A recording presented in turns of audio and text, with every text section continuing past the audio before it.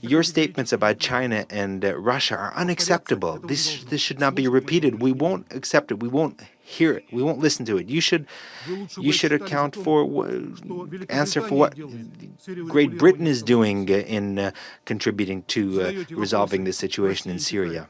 Do you carry any kind of responsibility? Do you have a sense of responsibility? No, you don't. Everything is geared, everything is guided by the need to change regime change. Even this obsession with regime change is what hinders the work of the Security Council. You, in fact, are trying to have the Security Council give a cover of legitimacy to your illegitimate plans.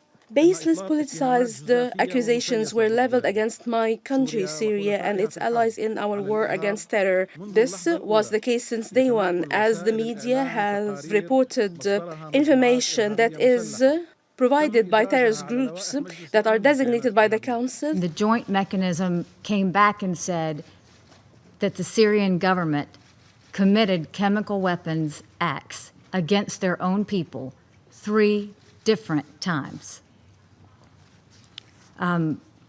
But somehow now we don't like what the joint investigative mechanism does.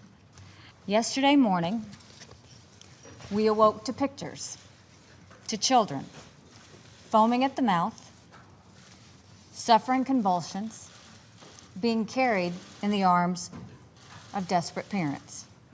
Just a few weeks ago, this council attempted to hold Assad accountable for suffocating his own people to death with toxic chemicals. Russia stood in the way of this accountability. They made an unconscionable choice.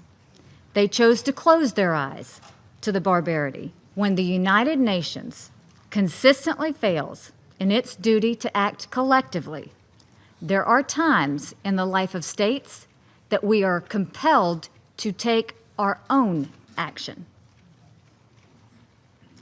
For the sake of the victims, I hope the rest of the Council is finally willing to do the same.